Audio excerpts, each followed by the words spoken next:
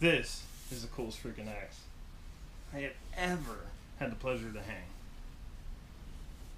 Sadly, it's not mine.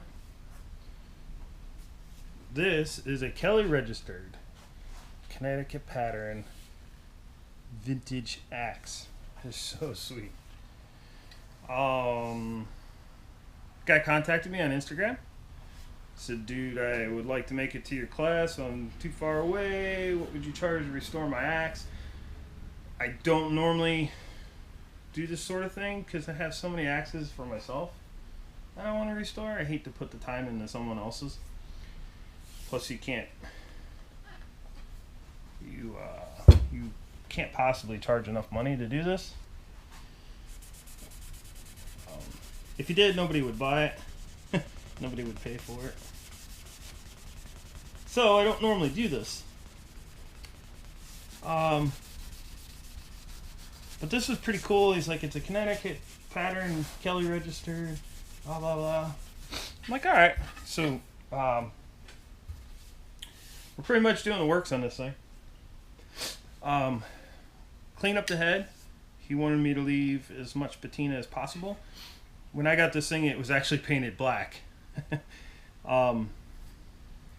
Painted black, and you could not read the serial number on the Kelly register. So I stripped it off with the light duty wire wheel thing. Pro tip. So if you want to strip an axe but leave some patina, you don't want it to be perfectly clean, get yourself one of those, like a cheap bench grinder, and here, let's go over here. Get yourself a cheap bench grinder, such as this one. I bought this at a secondhand store for like $5, and I ripped all the guards and the wheels off of it, and then I just buy a wire wheel brush. And I don't know what grit this is. It's not the real fine one, but it's not real coarse either. So it's like a medium bristle. And then one of these plastic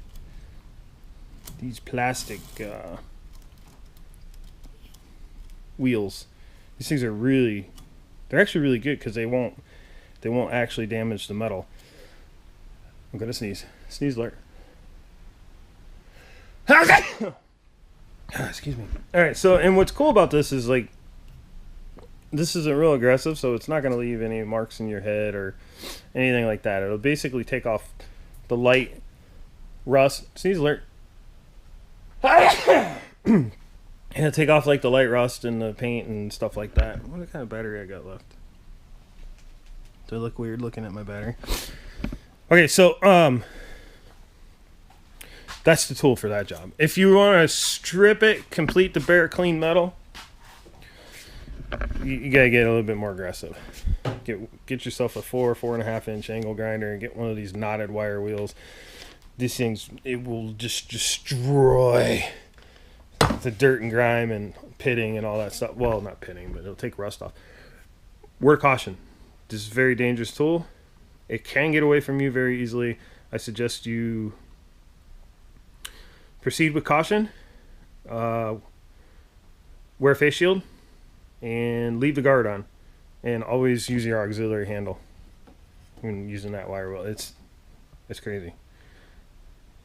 It's gotten away from me a couple times. So anyways, I digress. Where the hell was I? I don't remember what I was talking about. Here's a pro tip. Hack! Alright, so yeah, so I cleaned it off. I cleaned up the mushrooming. I didn't go too crazy because we want to preserve most of this patina.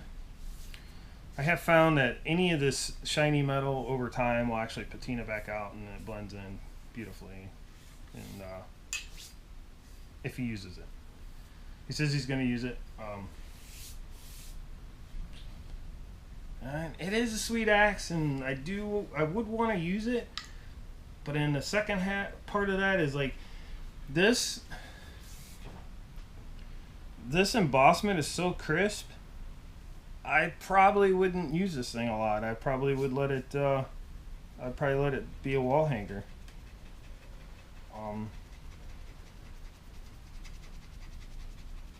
I struggle with that. I mean, I wouldn't want...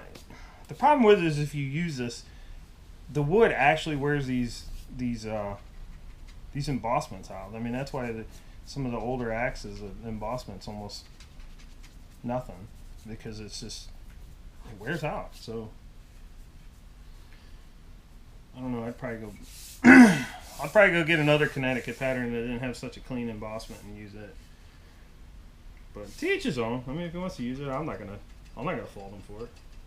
I mean, I want to use it, but I probably wouldn't. That's just me. Of course, I have like an unnormal amount of axes to play with. So I want to show you something.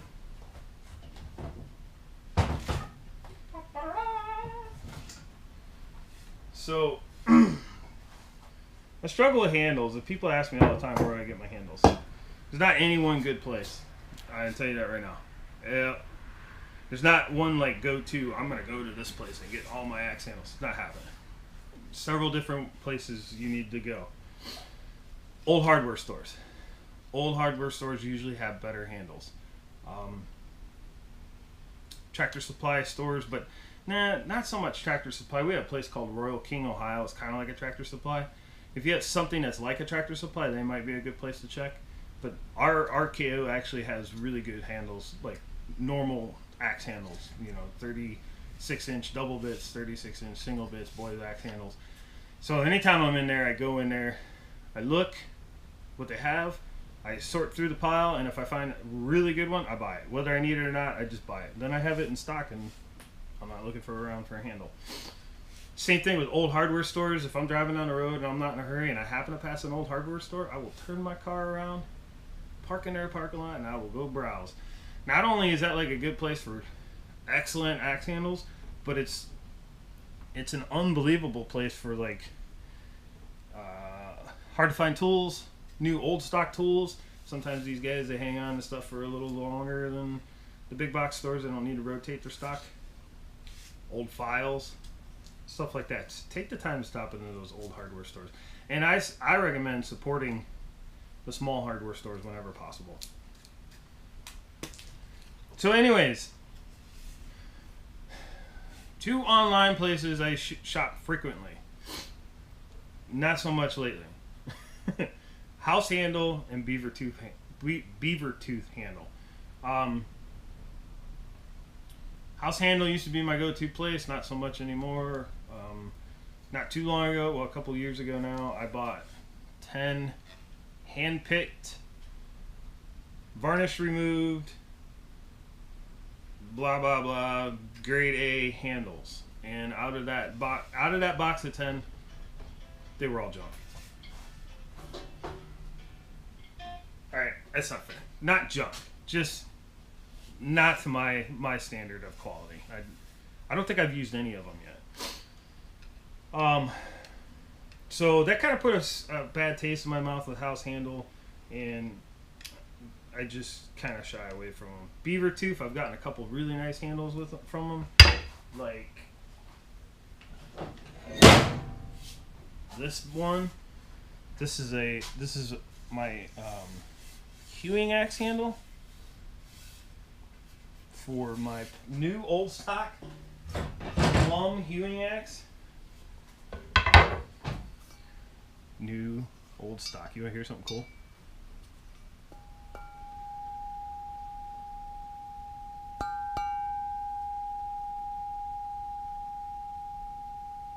Can you hear that? It's still going. Listen.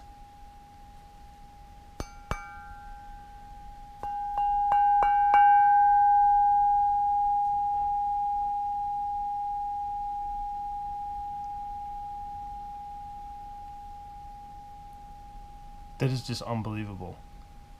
That is how you can tell something of high quality steel. When it rings like that, it just carries it on. I could do that all day. Anyways. Ow, it's sharp. It's new. It's a new plumb. Brand new. It's never been hung. It's never had a piece of wood in the eye. Straight from the factory. I'm gonna bleed. It's sharp. I mean, it doesn't feel sharp, but I guess it's got a little burr on it. Anyways, I got this on eBay. Gonna need a Band-Aid.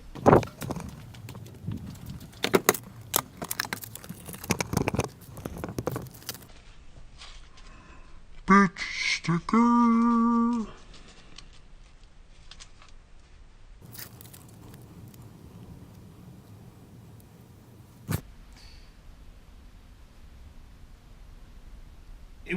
It was a regular auction. Nobody was bidding on it. I think I paid $100 for it, which is a steal. It's a steal. You think I'd just clean off my bench so I could set my camera anywhere. So anyways, this I'm all over the place. This is the handle I bought from Beaver Tooth for that hewing axe. It's bent for right-handed. The grain is absolutely perfect. There isn't a flaw in the grain anywhere on this handle. Handle done right. The coating on here I think is a wax. It's not a varnish. Excuse me. It's no big deal. That's easily stripped off. But this was I think I did a hand pick deal with him. I sent him an email, said, hey man, I need a perfect handle for this project, and it took him a little bit of time, but you know what, he was like, hey man, if you want perfect, it takes time. He was right. Well worth the wait. And as you can see, it's still not hung. So for this project, this guy asked for a 31-inch handle. Nobody makes a 31-inch handle. So the closest thing was a 32-inch handle from House Handle. So I got on House Handle's website, I ordered two 32-inch handles, and the only thing I paid extra for was hand pick, because I'm not giving them any more money than I possibly have to. And I would pay more money for a perfect handle without question.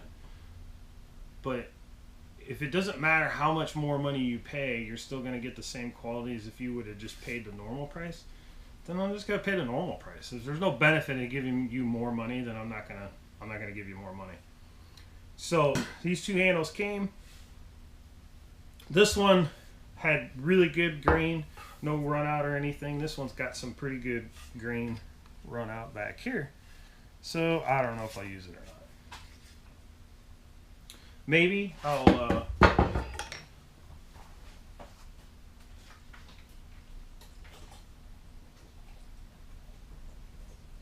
if I do use it, it'll be a project for me. That way if it breaks, it's not a big deal. Okay, so as you can see, all these handles are ridiculously thick.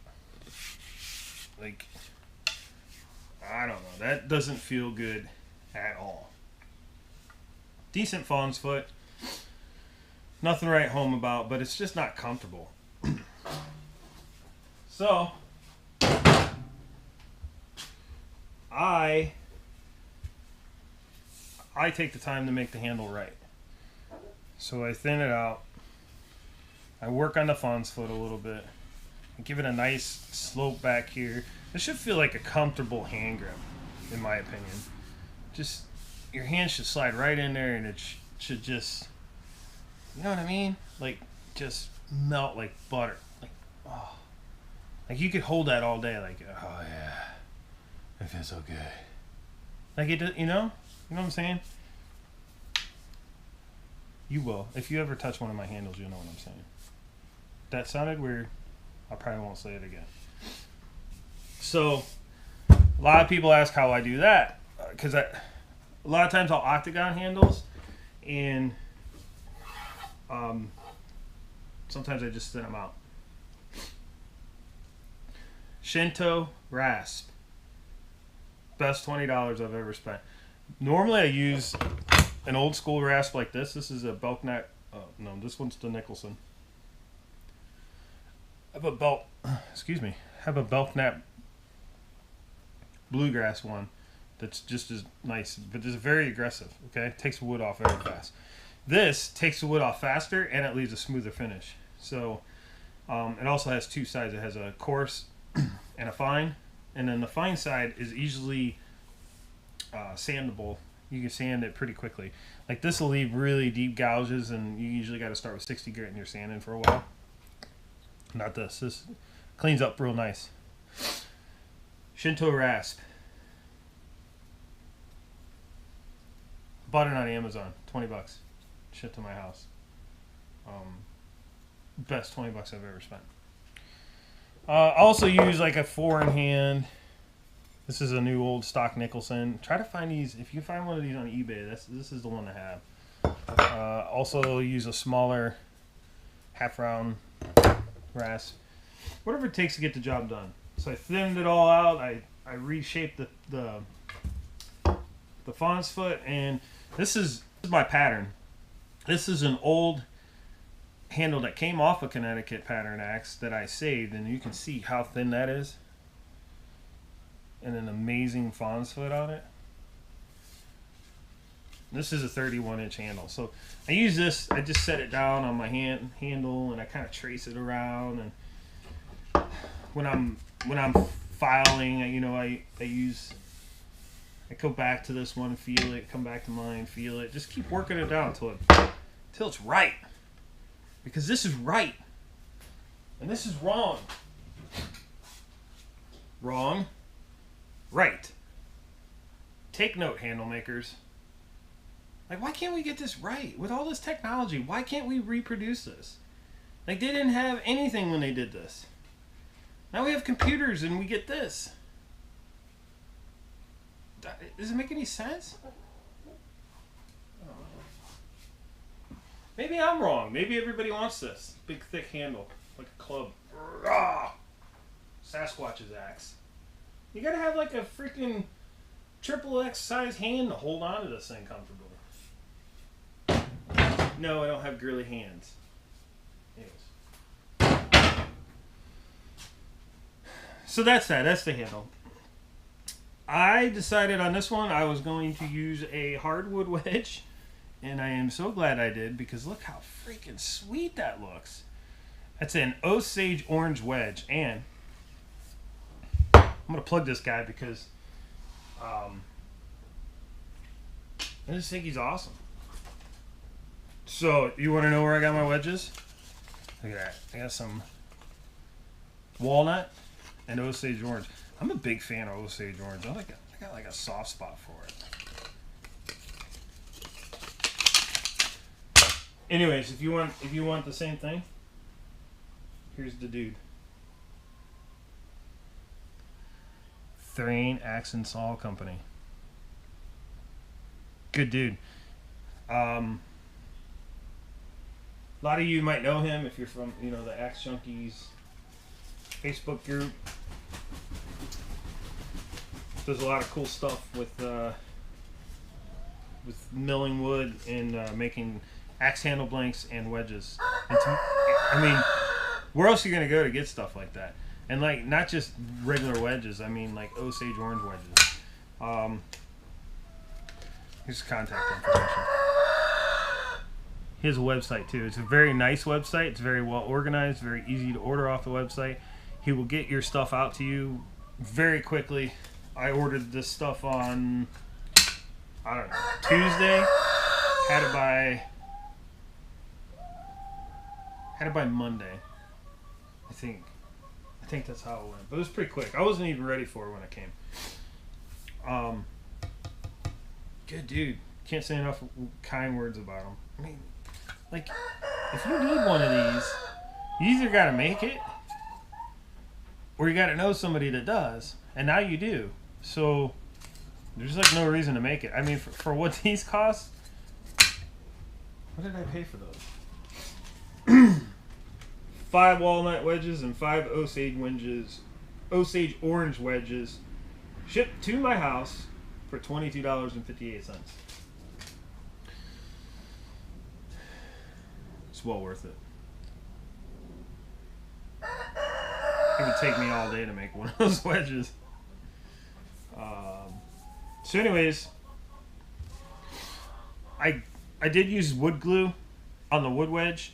Not something I normally do, but I felt in this case it was necessary because... Alright, so when you use a soft wedge, like normal, like what comes with your axe handles, like this piece of junk, it like mashes in there and the hardwood holds it in place. It kind of conforms to the hardwood because it's softer than your hardwood, right? Well, the Osage orange is probably harder than the hickory, so it's not going to mash in there. It's going to mash the hickory out. So now you got all that pressure on that wedge and the hickory and the metal and everything's in there. It's like under all this stress. A little bit of wood glue is a lot of insurance. I think it'll hold it in there pretty good. I'm pretty happy with this hang. I got a pretty good mushroom out. I did leave some protruding handle material. I'm not going to put a metal wedge in this. I'm going to ship the metal wedges with the axe back to the guy and be like, hey man, if the head's starting to loosen up, feel free to pop these metal wedges in. I don't think it's going anywhere. God, this thing's so nice.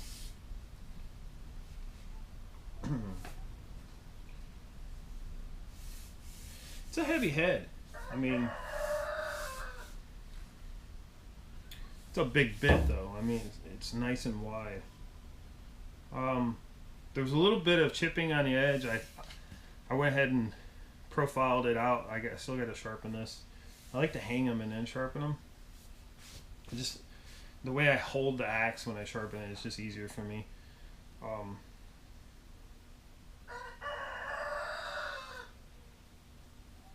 can't get over how nice that turned out.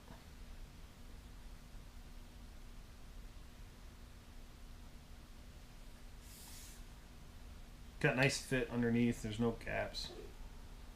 It's turned out really good.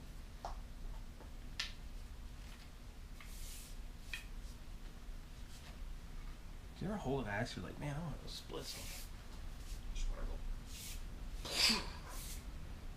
Bang on this thing.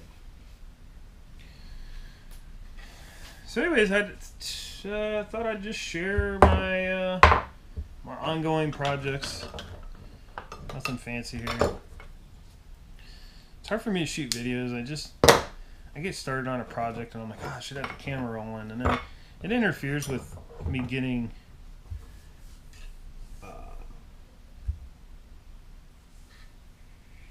in my zone. Like it breaks me out. Like I get going on a project and I just want to like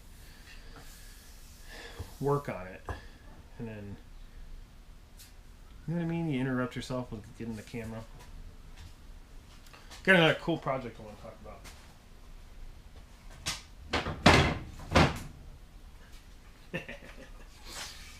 This. Oh no. Oh no. Well, we're gonna have to do some touch up on my paint.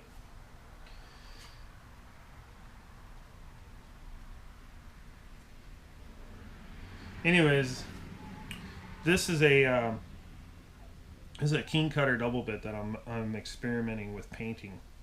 So the embossment on this is actually pretty weak. So what I decided to do is paint it and kind of make it pop a little bit. So all I did is went in there with red, filled in the main logo, and then I took a white small paintbrush and just kind of touched the letters, and then masked this off, and then painted this green. Now, a couple things is, for one, I need to get a better. I should have been using blue painter's masking tape because the line on here is not very crisp. For two, Obviously, I didn't let it dry enough before I laid it down like a dummy. So I'll touch that up with some paint. I don't expect this paint job to last very long, honestly. I'm sure it's going to wear off. I mean, there's no doubt in my mind. I want it to wear off and look like it's been on there for a while. So this is like my goal. This isn't hung yet. I am working on this handle. This was a Ames brand handle that I bought at a hardware store somewhere. Has pretty good grain. Not much for a fawn's foot, but that's okay. I'm gonna octagon this handle, so I'll take a lot of meat off by octagoning it, and then obviously all the varnish is gonna come off when I do that, and I'll make the bottom flare out some, and this will be a nice handle. But we'll experiment. Don't be scared. Be scared to play around. This paint absolutely does nothing to this head. I mean, it's steel. All right, let's be honest. The paint would come off in 2 seconds with this guy right here, and not damage the steel. And you would never know that I ever painted it. So don't be afraid to paint your stuff, guys. I mean, I'm planning on selling this, so I don't really care. But I kind of hope over time of using this that it wears that paint off evenly and makes it look like it's old and rustic. That's it. That's all. That's my projects for now. Pretty much all I got going on. I'm gonna finish this axe up. I got to do some leather work for it. He wants a collar and he's getting a sheath. So once I get this sharpened, I will do the leather work for it. While I still have it in my possession, I'm gonna keep applying coats of boiled linseed oil, and I'm gonna get it back to him. So thanks for watching, guys. Stay tuned for the next video.